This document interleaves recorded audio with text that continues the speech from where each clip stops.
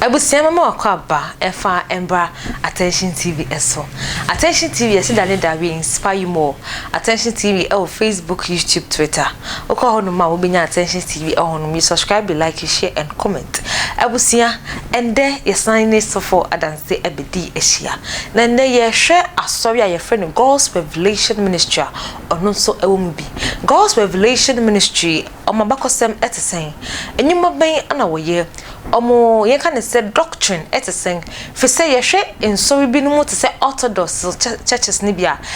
ye say wa moduku a wunrem say wo ye oba na o sha atare na skirt ni mpa kutodwa wunrem ya hwe ka bi mantuma e de kuro mu o ye be ma no ye rasta ni kwan say oba asawi ni mu asawi bi so doctrine and say wo de wo ye mpesa utimi ba o de nkraman chain bi krato na o ya abai wa utimi eba. God's Revelation Ministry etesen omo doctrine etesen awon ejuma ben ana woye wo de haban na sayare ana wo de Yesu Kristo din ana asowe no emfenyame etesen nkofo eka wasem aya na wo kasa me na say den sorry abade me de menjinje o de say no say obi kra say so no obekọ asowe a eya asowe a enyinsene no enya asowe no wonyinsene asowe no ene sofo adanse e be God's Revelation Ministry eho enkomo when I was sayasne ene University Foundation University foundation a odi ne ho asi wo say when I woni bie mobrowa ejanka ono wonhwe wona wotimi ka benku Monday to Friday wope wona woni bia kasa ani ayemu dikra ayeden na kyerese wode moa e de akoma wo nanso da ne da oye ni nti onim se nipa de ye hu ahmete me a mimi ni bia ya university abechemade mesumi ko show bia ono so ni mitimi maami bi wo ho ni de oye good pan o chade fe ni university bless ana ye obechade no afre na kyerese do so no mo do so eno nti ode ade sede e de kwa magana for ankonam anakuo se wa wo pe foundation bi ayo na ye de no mpa cho nhwe bebia o de hwe University Foundation o je hwe no we hunu so o de frɛ no e wo 054 83029850 05483029885 na mo hwe nkomo midin ane akosia sparkles Attention TV ma me ntwa me ho me basisia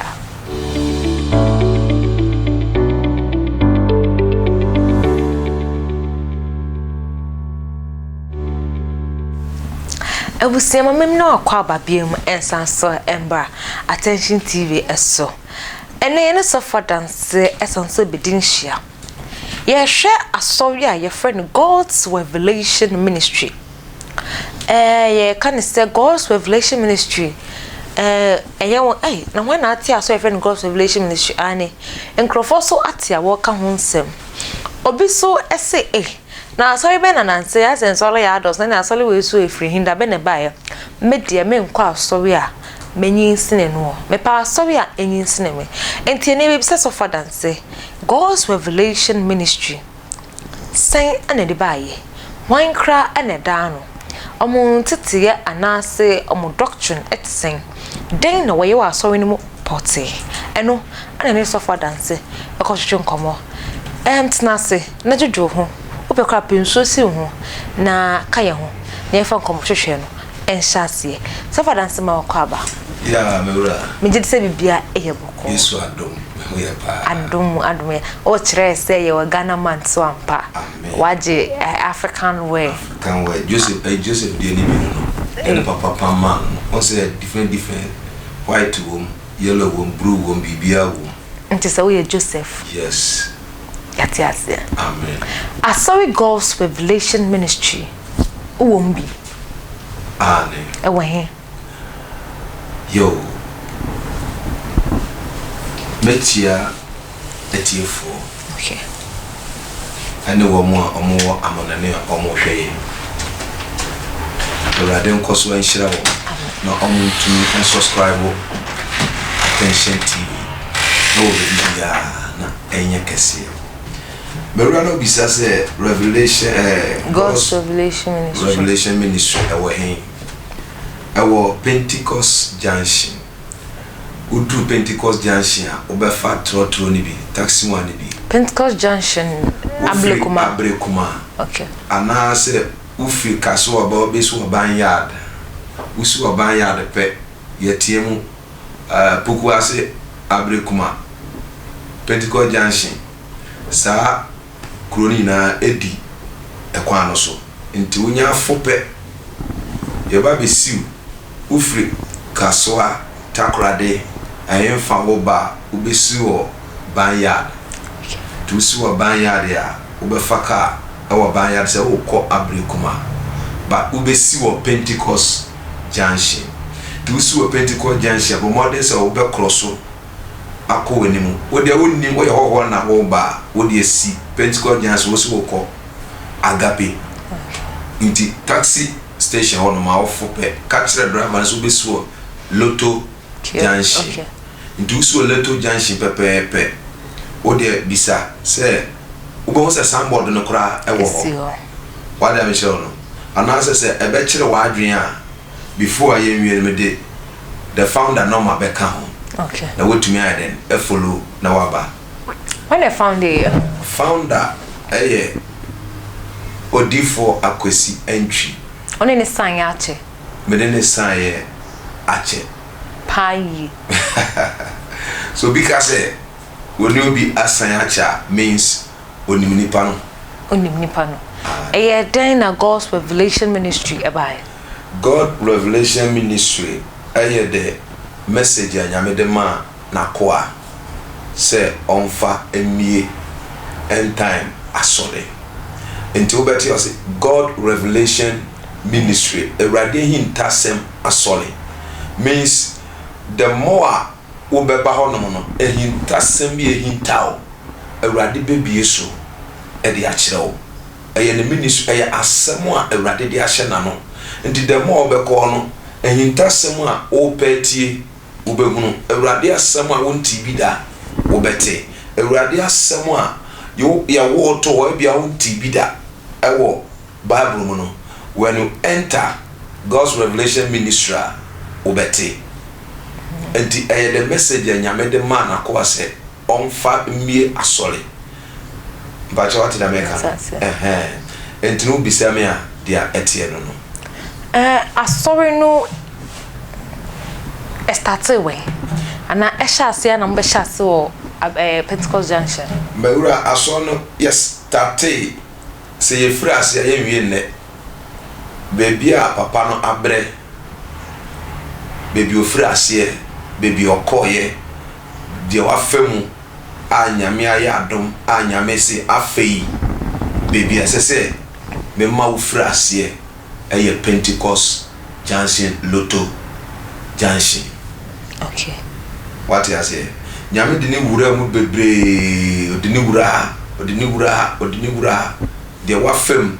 nti ofa ni na wie ye no na nyame so okay fine se wafa wanu na wie dia and the mama o baby a ube frase da no kra no amfa no easy okay ono kra no amfa no easy dia ye ka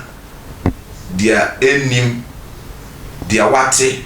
dia onte ye ni nyina obunene goso na onim dia nyame aka kire no nti okay and then God's Revelation Ministry ayekese pa okay amen mon churchere etsen ye chire enye chire bia ebebu kom ye chire end time ye brei ye kan adwen sachira ehwasem ye ma woni ba ho so ye wie so a ye de wafa sunsum mu enchire obi ono mu a obekan kwaje sema wi ama no enso na oyare enso na bibi eha no enso na o problem nti the more ye de nyame asem nkwaje be ma wa wie no ye wie a dia akabia no Erade review Erade bieso Erade kire na koa e ma ne kire o dia obeye wo ye so a wo so to na wo nya dance die amen mo doctrine so etsen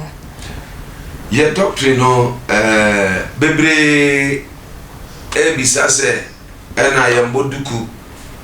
ena ma ye hye ye momre ma ye nka ayi ma ye nyese but mame nka bibi nchiro Awurade onye fi Awurade onye nipa bi a opefi oye fi Awurade ye neat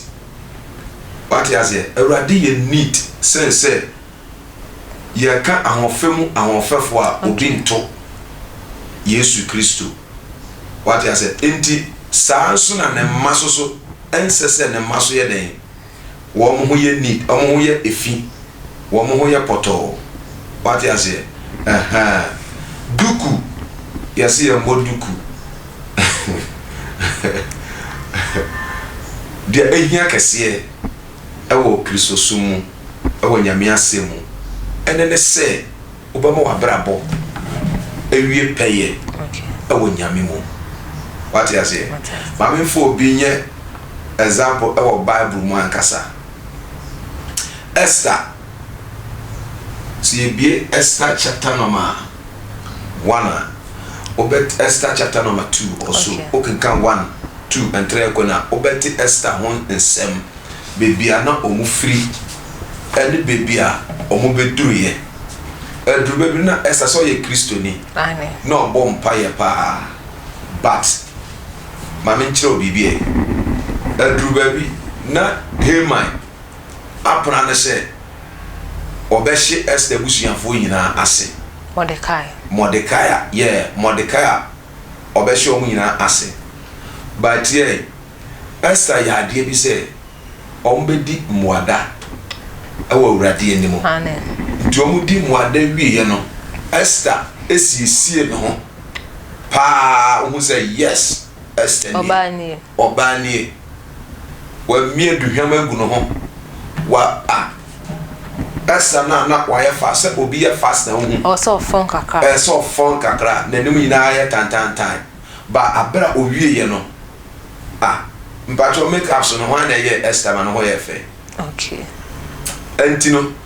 sa dia ye disiesie ye ho no ewo Bible ye disiesie ye ho no disiesie ye ho no what am I saying because Esther ye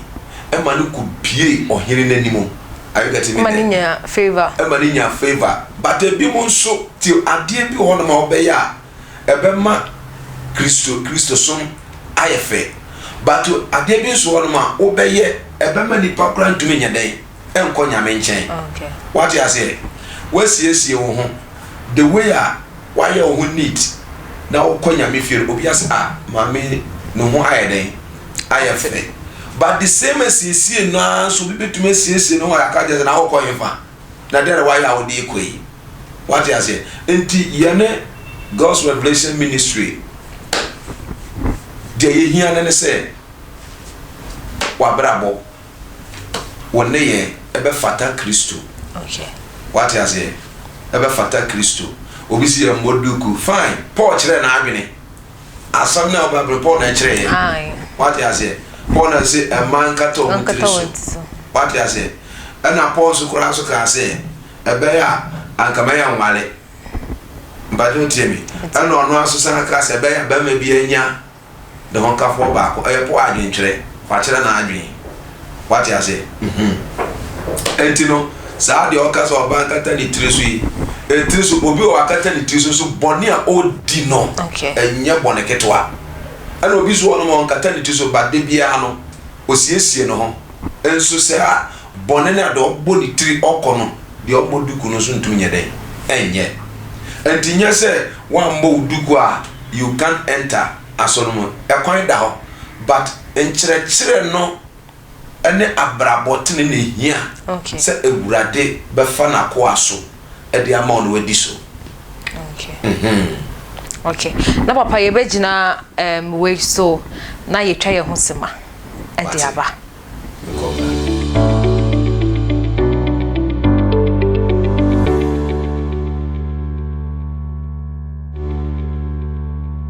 abusia bedas se wonya bre de twema ye twa ye ho sema e de baaye ya hyase e di nkomo e de afa God's Revelation Ministry ano safo adanse ama ye hu se asori no e wo Pentecost Junction yesi baby e di Little Junction eho ana asori no ewo udu ho signboard no ewo ho wa kire nyama bebre ono de wo kase omo doctrine de otimi eba asori ho ni nya asori ye de nhye ato nipa so ma yenkotoa so enfemfiri omo doctrine na asori no ewo sofo o kasa no kasumsum nsem bi yenfa doctrine for example nefa susum ne mbra ma yen pese metimi aba asori ubetumi aba pese o ubetumi aba pese ubetumi aba sofo ubetumi aba ma yen pese o ubetumi aba konfo betumi aba obajimi adentina akwese mu nsheda ni doctrine bia cover asori no se obi atimi babi